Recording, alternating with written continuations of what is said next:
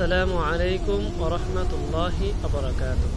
সম্মানিত দর্শক শ্রোতা, আজকে আমরা জানব কুরবানির দিনের বেশ কিছু আমল সম্পর্কে, যা আমাদের প্রত্যেকের করা একান্ত প্রয়োজন। কুরবানির দিন তথা ঈদ উল আজহা মুসলমানদের জন্য একটি বিশেষ দিন। এই দিনটি পালন করতে হলে কিছু বিশেষ আমল করা উচিত। আজকে আমরা সেইগুলো নিয়ে আলোচনা করব। ঈদের দিনের আগের রাতে সুবহে সাদিকের পূর্বে ঘুম হতে উঠে তাহাজ্জুদের নামাজ পড়া, এটি একটি উত্তম কাজ।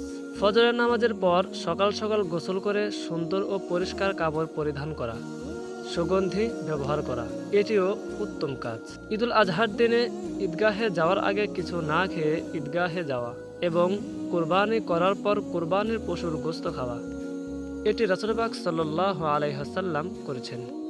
এটি সুন্নত। ঈদের দিনের অন্যতম আমল হলো ঈদগাহে গিয়ে ঈদের নামাজ 6 তাকবীর সহ জামাতের সাথে আদায় করা।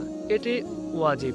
যাকে কেন্দ্র করে আমাদের এই আয়োজন, তা হলো যাদের সামর্থ্য রয়েছে তাদের উপর আল্লাহ তাআলা সন্তুষ্ট অর্জনের জন্য কুরবানি করা। এটি হচ্ছে ঈদের দিনের সবচাইতে বড় ইবাদত এবং এটি শরীয়তের বিধান অনুযায়ী ওয়াজিব।